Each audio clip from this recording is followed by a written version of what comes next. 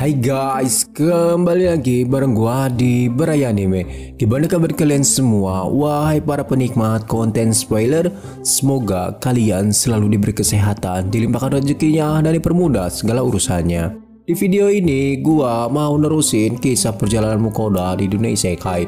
Namun sebelum ke videonya, gua mau bacain beberapa komentar yang ada di video sebelumnya. Yang pertama ada dari @Alit Parwata. Setia menunggu lanjutan ceritanya adalah jalan ninjaku Min.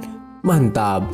Secara pribadi gua mau ngucapin beribu terima kasih kepada kalian yang selalu setia menunggu gua upload. Semoga gua bisa terus menghibur kalian. Selanjutnya ada dari @Aditya. Memang Mukoda udah tajir melintir enggak ngotak, malah ditambah lagi dewa segala pencipta kelewatan baik. Haha, betul sekali. Udah tidak ada limitnya kali harta si Mukoda. Bisa saja apa yang Mukoda dapat saat ini adalah balasan karena sebelumnya ia telah membantu anak yatim di panti asuhan. Mudah-mudahan hati kita diluluhkan untuk bisa bersedekah membantu orang-orang yang membutuhkan seperti si Mukoda. Yang terakhir ada dari @entin5138. Min, channel lain sudah nyampe dengin break. Hehehe. Iya bang, gua ketinggalan jauh banget, tapi beda orang, beda rasa dan feelnya kali. Walau mungkin yang gua upload itu kalian sudah tahu bakal kemana alurnya, tapi pastinya ada beberapa momen yang tidak dibahas di channel lain ataupun sebaliknya. Dan sebisa mungkin gua tidak banyak cut momen biar bisa ngejar ketertinggalan karena ini bukan balapan. Hehe. Di sini kembali gua mengucapkan banyak terima kasih kepada kalian yang udah tahu ceritanya tapi masih nonton di channel ini. Kalian luar biasa. Hehe, oke lah, rasanya udah terlalu panjang openingnya. Kita langsung saja gaskin ke pembahasannya. Melanjutkan cerita di part 23. Saat ini Vel dan yang lainnya sudah siap untuk menjelajahi goa. Vel menjadi pemimpin dalam ekspedisi ini. Semakin dalam mereka pergi, semakin gelap juga ruangan di sana.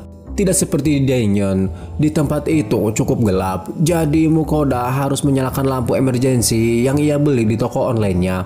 Hal pertama yang Mukoda lihat saat menyalakan senternya adalah kerangka. Itu membuat Mukoda sangat terkejut, dan mungkin kerangka itu adalah kerangka yang dibicarakan Dora sebelumnya.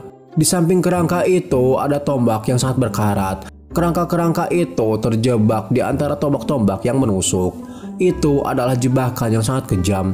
Mustahil bagi manusia biasa dapat menghindari jebakan yang mengeluarkan banyak tombak, terkecuali ia mempunyai refleks yang sangat bagus. Mengapa mereka tidak melawan tombak-tombak itu, kata Dora.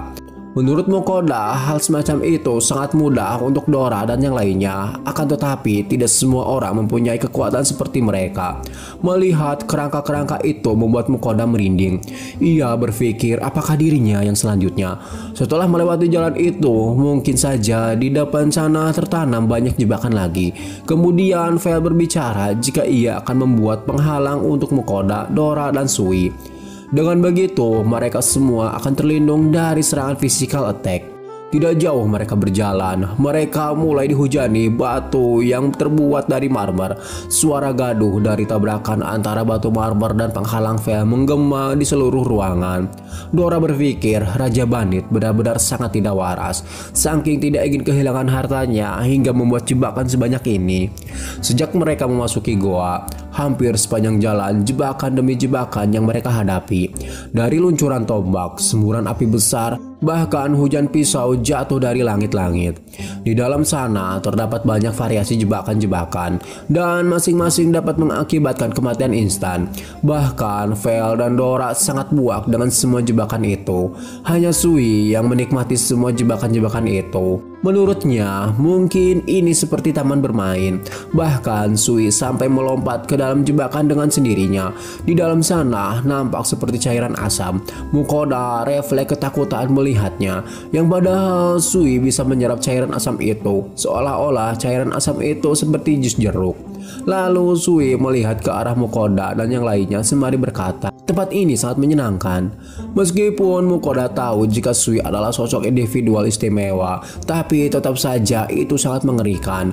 Mereka telah jauh berjalan masuk ke dalam goa dan terlihat di hadapan mereka sebuah ruangan. Tanah yang menjadi pijakan mereka mulai bergetar seperti ruangan itu akan roboh. Tepat ketika Mukoda akan terperosok ke dalam lubang, Vel sempat mencengkram baju Mukoda lalu menariknya. "Penghalangku tidak bisa berbuat apa-apa dengan jebakan seperti itu," kata Vel yang menyadari jika penghalangnya itu bisa menahan setiap serangan namun tidak bisa mencegah seseorang terjatuh. Di sini Mukoda baru menyadari Sui tidak ada bersama mereka. Mungkin terjatuh," kata Vel dengan tenangnya. "Apa? Sui terjatuh?" Mukoda sangat terkejut mengetahui itu. Terlalu gelap di tempat Sui terjatuh. Namun Vel merasa jika Sui baik-baik saja. Dan benar saja, di saat Mukoda khawatir, terdengar suara Sui berteriak memanggil Mukoda sembari melompat dari dinding ke dinding dan terjatuh tepat di hadapan Mukoda. "Tuan, itu sangat menyenangkan." Terdengar suara wus dan Sui terjatuh, katanya. Seharusnya ketika Sui terjatuh, ia mendapatkan luka yang berat. Namun saat Mukoda menanyakan kabarnya, Sui hanya berkata, "Sui baik-baik saja." "Sudah kubilang ia akan baik-baik saja," kata Vel yang sangat percaya Sui tidak akan kenapa-kenapa. Akan tetapi Mukoda menyangkalnya dan menjelaskan jika Sui itu belum berumur 1 tahun. Tentu saja ia sangat mengkhawatirkan Sui. Singkat cerita, setelah berlama-lama di tempat itu, mereka mulai melanjutkan lagi perjalanannya dan melewati beberapa jebakan lagi sebelum akhirnya tiba di ruangan harta karun. Namun mereka tidak bisa masuk ke dalam karena dihalangi oleh tembok yang menjulang. Mukoda merasa kebingungan bagaimana caranya ia masuk ke dalam. Dengan santainya Vel berkata, "Hancurkan saja." Akan tetapi baru beberapa langkah Vel berjalan ke depan, ia menginjak sesuatu yang membuat dinding di sebelah kanan mereka terbuka, lalu mengeluarkan sebuah batu yang sangat besar. Batu itu menggelinding ke arah Mukoda dan yang lainnya. "Ini serius, pasti ini yang terakhir kan? Dasar raja bandit serakah," teriak Mukoda. Kemudian Vel menghancurkan batu besar itu menggunakan cakar angin. "Dasar tidak sopan, mengganggu saja," kata Vel dengan tenangnya. Serangan cakar angin Vel selain menghancurkan batu itu juga menghancurkan dinding yang membuka jalur perjalanan mereka ke ruang harta karun. Mereka pun mulai berjalan masuk ke dalam. Ruangan itu benar-benar seperti sebuah pabrik emas. Banyak emas di sana berupa cincin, kalung, mahkota, mutiara, dan banyak yang lainnya. Seperti seorang raja yang dikelilingi oleh harta. Di sana ada kursi mewah dengan kerangka duduk di tengahnya. Jadi kamu raja bandit, kamu bahkan tidak bisa membawa hartamu ke kehidupan selanjutnya. Jadi menurutku dikelilingi oleh harta seperti ini tidak ada artinya, kata Mukoda. Dan hidup raja bandit menunjukkan betapa manusia tenggelam dalam keserakahan. Mukoda mulai mengumpulkan semua harta itu ke dalam item box miliknya dan juga ke dalam sebuah tas ajaib yang Mukoda berikan kepada Vel untuk membantunya. Sedangkan Dora dan Sui malah asik bermain nyemplung ke dalam tumpukan koin emas. Ada beberapa benda aneh yang tercampur. Barang itu seperti sebuah papan dengan lingkaran sihir di atasnya dan beberapa kotak aneh lainnya. Lalu Mukoda dikejutkan oleh penemuannya. "Apa? Kenapa bahasa ini ada di sini?" kata Mukoda seraya menggenggam sebuah tablet di tangannya. Itu tertulis dengan kata-kata dari bahasa yang tidak seharusnya ada di dunia ini. Penemuan itu membuat Mukoda sangat terkejut. "Mengapa tulisan ini dalam bahasa Jepang?" kata Mukoda yang heran. Tablet itu memiliki semacam lingkaran magis rumit yang tertulis di atasnya. Namun di bagian tengah-tengah lingkaran beberapa kata ditulis dalam bahasa Jepang yang sangat mencolok. "Batu teleportasi," kata Mukoda membaca dalam bahasa Jepang. Begitu Mukoda menggumamkan kata-kata itu dalam bahasa Jepang, membuat bagian depan tablet terbuka dengan bunyi berdenting tumpul, yang bukan denting piano. Setelah bagian depan terbuka, Mukoda langsung membuka sedikit demi sedikit isi di dalamnya. Yang ternyata di dalam tablet itu berisi buku tua yang sudah usang. Ketika Mukoda mengeluarkan dan membuka sampulnya, ia menemukan bahwa teks di dalamnya juga ditulis dalam bahasa Jepang. Dengan cepat Mukoda membaca sekilas halaman pertamanya. "Jika Anda berhasil mendapatkan buku ini, saya membayangkan Anda mungkin orang Jepang. Tablet ini persis seperti yang tertulis di sampulnya. Batu khusus yang dibuat untuk mengaktifkan teleportasi magis dibuat oleh saya sendiri dengan mengorbankan banyak darah, keringat, dan air mata. Orang itu sangat tidak ingin jika penemuannya disalahgunakan orang lain. Namun ini seperti sebuah kenang-kenangan dan ia tidak ingin merusaknya. Jadi orang itu memutuskan untuk menyembunyikannya di tempat yang aman. selalu terfikir untuk mempercayakannya kepada rekan senegaranya. Tapi itu juga kalau ada. Orang itu sudah memprediksi jika akan banyak pertanyaan kenapa dan untuk apa. Jadi orang itu membuat sebuah rangkuman di dalam buku itu yang menurutnya sangat penting, termasuk cara menggunakan benda tersebut. Mukoda menyimpulkan siapapun yang membuat ini pasti dia adalah orang Jepang. Dan itu pasti dia kesini oleh ritual pemanggilan pahlawan. Sama persis seperti Mukoda dan ketiga orang lainnya. Membayangkan ada orang Jepang terdahulu yang terpanggil ke isekai seperti dirinya membuat jiwa kepo Mukoda meluap-luap. Ia berniat akan membaca semua informasi itu setelah selesai urusan di tempat itu. Dan juga Mukoda berniat merahasiakan soal itu dari Vel sebelum ia mengetahui isi informasi di dalam buku itu. Kemudian Mukoda menghampiri Vel yang telah selesai menyapu bersih harta karun yang berada di sisi lain. Apa yang sedang mereka berdua lihat? Tanya Mukoda sambil melirik ke arah Dora dan Sui. Untuk beberapa alasan mereka sangat tertarik dengan lantai. Di bawah lantai dari gunung harta ada sesuatu yang menarik perhatian Dora dan Sui. Apa yang mereka lihat adalah seperti lingkaran sihir yang cukup tua dan tulisannya sudah sedikit pudar. Kemudian Vel menjelaskan bahwa meskipun sihir jenis itu hampir tidak pernah terdengar di zaman sekarang, beberapa ratus tahun yang lalu seorang penyihir yang terampil membuat lingkaran teleportasi jarak pendek. Tentu saja sihir teleportasi sangat rumit. Keterampilan dan pemahaman yang dibutuhkan untuk membuat lingkaran sihir sangat luar biasa bahkan di masa-masa sekarang. Vel berteori bahkan Raja Bandit telah menculik salah satu dari orang-orang terampil itu dan memaksanya untuk membuat lingkaran sihir di tempat ini. Kemudian Mukoda mengingat kembali.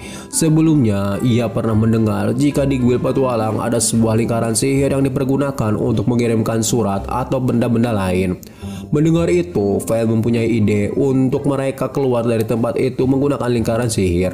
Karena menurutnya lingkaran sihir itu dibuat untuk Raja Bandit mudah keluar masuk wilayahnya. Sejenak Mukoda berpikir jika ia kembali melewati jalur biasa, selain melewati wilayah para babon hitam dan jebakan-jebakan lainnya di dalam ruangan, mereka juga harus menuruni tebing yang curam. Namun jika menggunakan lingkaran sihir, mereka tidak akan tahu di mana mereka akan mendarat. Bisa saja mereka mendarat di tengah-tengah kawanan babon. Di sini Sui berkata, jika itu terjadi, dirinya akan mengalahkan semua babon-babon itu. Mukoda mengambil waktu sejenak untuk mempertimbangkan pilihan yang tepat. Rute yang paling relevan adalah berteleportasi. Selain mempersingkat waktu perjalanan, paling banter penghalang mereka adalah para babon hitam. Daripada harus berlari melewati jalur-jalur yang dipenuhi jebakan, menuruni bukit yang curam dan ketemu lagi si babon. Oke, aku akan mengakui kita lebih baik keluar lewat lingkaran sihir, kata Mukoda dengan yakinnya. Ya, pilihan yang tepat. Anda memiliki saya, Dora, dan Sui di sisi Anda. Jadi para babon hampir tidak menjadi ancaman yang berarti. Anda setuju kan Dora, Sui? Kata Vel dengan percaya diri juga. Di sini Sui menimpali. Itu berarti kita akan tawuran lagi, Paman Vel. Sui akan mengalahkan mereka semua, katanya. Semuanya nampak bersiap bertarung kembali, kecuali Mukoda. Ia mempertanyakan penghalang yang Vel buat sebelumnya masih aktif atau tidak. Kepengecutanmu itu tidak pernah gagal mengejutkanku. Yakinlah penghalang itu masih aktif, kata Vel menimpali. Dikatain seperti itu, Mukoda membalas statement Vel jika lebih baik menjadi seorang pengecut yang hidup daripada pahlawan yang mati. Dan bahkan jika pemikiran itu hanya Mukoda yang punya, ada banyak bahaya di setiap sudut dunia. Jadi memilih jalan yang menghindari perilaku yang membuatmu terluka adalah jalan ninjaku, kata Mukoda. Kemudian Vel mengajak Mukoda dan yang lainnya berdiri di atas lingkaran sihir. Saat Vel menuangkan sihirnya ke dalam lingkaran, lingkaran itu mulai bersinar. Sejenak Mukoda diliputi sensasi yang membingungkan seperti yang melayang di udara. Tetapi sesaat kemudian cahaya di dalam lingkaran itu mulai meredup. Dan setelah membuka matanya, betapa terkejutnya Mukoda, ia dikelilingi kawanan babon hitam. Jadi mereka berteleportasi ke sarang babon hitam. Dora bergumam jika kawanan babon yang mengelilingi mereka saat ini lebih banyak dibanding yang sebelumnya. Dari sudut pandang para babon hitam, kehadiran Mukoda dan yang lainnya adalah sekelompok makhluk tidak dikenal yang muncul begitu saja di rumah mereka. Para babon mulai memekik dan melonglong saat mereka turun ke arah Mukoda dan yang lainnya secara bergerombol yang bertekad untuk mengusir mereka. Sama seperti terakhir kali, Mukoda bergegas pergi ke punggung Vel dan Vel mulai mengeluarkan serangan cakar anginnya. "Dora, Sui, jaga di belakang," kata Vel yang langsung bergegas lari dari tempat itu dengan kecepatan luar nalar. Dan yang bisa Mukoda lakukan hanyalah bisa berpegangan pada punggungnya untuk bertahan hidup. Setelah beberapa jauh Vel berlari, si monyet tak punya rasa takut telah berhenti mengejar mereka. Kemungkinan Mukoda dan yang lainnya sudah meninggalkan wilayah para babon hitam. Di sini Mukoda sangat senang. Mereka sudah terbebas dari neraka menurutnya. Akan tetapi Sui malah terlihat kecewa karena ia menginginkan untuk membasmi mereka semua. Namun Mukoda melihat peluru Sui telah meninggalkan jejak mayat babon hitam di belakang sangat berlimpah. Mukoda meminta Sui untuk lebih tenang dan jika ada monster yang menyerangnya lagi, Sui bisa menghajarnya semaunya. Serius? Bagaimana Sui menjadi haus darah seperti ini? Ini pasti pengaruh mereka berdua, kata Mukoda sembari melihat Vel dan Dora. Memiliki dua makhluk yang berdiri di atas rantai makanan sebagai satu-satunya panutan telah membuat Sui mengambil beberapa pelajaran hidup yang sangat disayangkan. Memang saat ini Sui menjadi anggota party yang sangat kuat dan bisa diandalkan. Tapi Mukoda berharap Sui dapat tumbuh kembang di lingkungan yang sehat, tidak menjadi seperti anak STM yang suka muter-muter sabuk di jalanan. Mukoda menatap Vel dan Dora dengan tatapan kesal. Apa? Ada masalah? Kata Dora yang merasakan sesuatu setelah ditatap oleh Mukoda. Mukoda sendiri tidak mengungkapkan masalahnya itu karena mengeluh kepada mereka berdua dirasa tidak ada gunanya selama Sui tidak berbuat hal-hal buruk kepada warga sipil. Kemudian Vel berkata, "Ngomong-ngomong, kali ini kita mendapatkan banyak emas, berlian, item sihir, dan yang lainnya. Harta itu bisa digunakan untuk membiayai makanan kita. Sekarang belilah sesuatu yang mewah untuk kami," katanya. Aku mengerti, kata Mukoda menimpali. Ia sadar ketiga familiarnya benar-benar memprioritaskan nafsu makannya di atas segalanya. Vel, Dora, dan Sui, mereka semua mengobrol membahas soal goa yang mereka kunjungi sebelumnya. Walau di dalam sana tidak terdapat monster-monster seperti di dalam dungeon, namun jebakan yang dibuat cukup bagus, kata mereka yang merasa senang. Mungkin penjelajahan di dalam gua itu seolah-olah seperti tamasya untuk mereka. Singkat cerita, malam pun tiba. Saat ini Mukoda beserta yang lainnya telah kembali ke jalan dan mendirikan kemah di sana, tak jauh dari samping sebidang tanah kosong yang nyaman. Dan Mukoda langsung memasak makanan untuk makan malam mereka. Dora meminta sesuatu makanan yang sangat hangat untuk makan malam. Jadi Mukoda memutuskan untuk membuat hotpot kembali. Daging yang Mukoda gunakan untuk hotpot adalah daging kura-kura bercangkang lunak yang Mukoda dapat di dalam dungeon Epeling. Sudah lama sejak kita makan hotpot kura-kura, ini sangat enak, kata Vel dengan banyak makanan di mulutnya. Setelah acara makan-makan itu selesai, mereka mulai masuk ke dalam tenda berbentuk persegi yang Mukoda buat dengan sihir bumi miliknya. Di malam itu sangat dingin, Dora dan Sui sampai ngaringkuk di samping Vel. Mereka tertidur sangat lelap. Bulu Vel benar-benar terlihat sangat lembut dan hangat, tetapi Mukoda tidak membiarkan dirinya terjerumus karena ada hal yang lebih penting yang ia harus lakukan.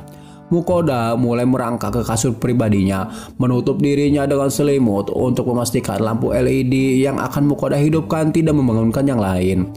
Lalu Mukoda mulai mengeluarkan sebuah buku yang ditulis oleh seseorang.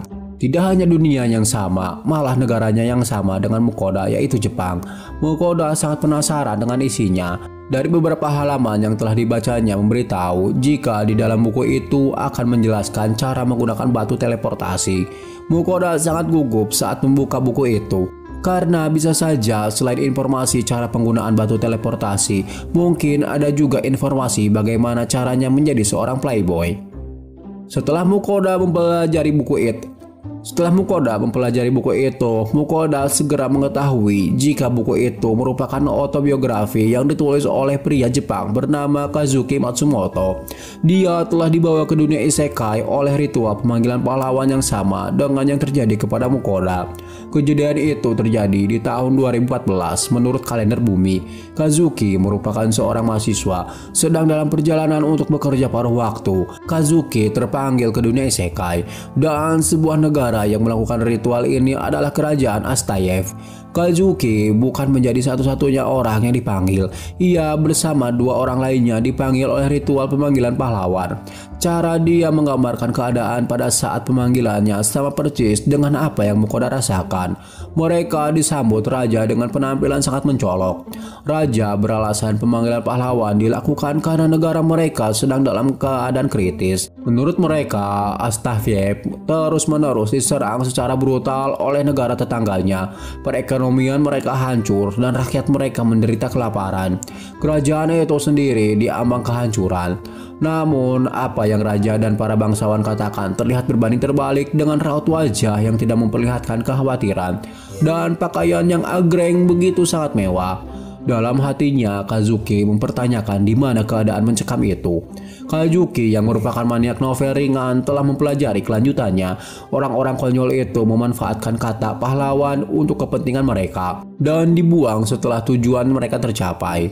Bagaimanapun, Kazuki tidak tertarik digunakan atau disalahgunakan oleh para bangsawan dan memutuskan menerapkan ilmu pengetahuannya dari novel ringan soal dunia isekai. Kazuki mulai mengecek status pribadinya sebelum prajurit kerajaan memeriksanya. Didapati jika Kazuki menguasai semua jenis sihir dan juga mempunyai kemampuan unik bernama Magical Profundity yang meningkatkan kemampuan pemahaman dalam hal apapun. Orang normal mungkin membutuhkan waktu bertahun-tahun untuk bisa menggunakan sihir tingkat lanjut, membuat item sihir, lingkaran sihir atau semacamnya. Singkatnya, meskipun Kazuki adalah seorang sage daripada pahlawan, keahlian dan skill uniknya membuat jelas bahwa ia sangat pandai di departemen sihir. Namun, ia tahu jika para bangsawan mengetahui statistiknya, Kazuki akan dieksploitasi dengan cara yang sama seperti seorang pahlawan. Jadi ia harus menyembunyikan statusnya sebelum diketahui oleh para bangsawan. Naluri pertamanya yaitu mencari tahu cara menyembunyikan statistik aslinya dan mengganti dengan yang palsu. Cukup mengejutkan, ia melakukannya dengan sangat cepat dan mudah. Kazuki menetapkan pekerjaannya sebagai siswa dari dunia lain, menyembunyikan semua keahliannya dan menempatkan MP-nya di angka 88. Sedikit lebih rendah dari angka HP-nya yaitu 96. Dua orang lain yang terpanggil merupakan seorang pahlawan. Semua orang sangat sibuk memperhatikan mereka. Ketika para bangsawan memeriksa status milik Kazuki, raut wajah mereka berubah 360 derajat. Memandangnya dengan ekspresi yang sama seperti melihat kotoran manusia. Kemudian Kazuki berbicara kepada raja, menjelaskan jika kemampuannya tidak berguna untuk pertarungan, jadi ia meminta untuk hidup seperti rakyat biasa. Hal itu sama persis dengan apa yang dilakukan Mukoda. Raja menyetujui tanpa protes. Namun raja begitu waspada. Ia takut jika informasi pemanggilan pahlawan bocor ke negara tetangganya. Jadi raja memutuskan mengirim Kazuki ke wilayah kekuasaan yang sangat terpencil. Di sana Kazuki akan terus diawasi oleh prajurit kerajaan. Kazuki meninggalkan ibu kota dengan kereta yang dikemudikan oleh pengawal militer. 5 hari setelah keberangkatan mereka, jalan panjang yang dilewati dan sempit sehingga kereta sudah tidak bisa berjalan di atasnya. Mereka berkendara jauh ke dalam hutan sebelum tentara itu tiba-tiba menghentikan keretanya, lalu menurunkan Kazuki dan memberitahu bahwa ia bebas pergi kemanapun ia mau, dengan asumsi ia bisa selamat dari perjalanan itu. Kemudian mereka meninggalkan Kazuki sendiri dan kembali ke kota. Mereka tidak membunuhnya, tetapi hutan yang dipenuhi monster yang akan menghabisi Kazuki. Namun hal itu malah keadaan yang Kazuki tunggu. Mereka tidak mengetahui jika Kazuki adalah seorang sage dengan skill unik yang sangat overpower.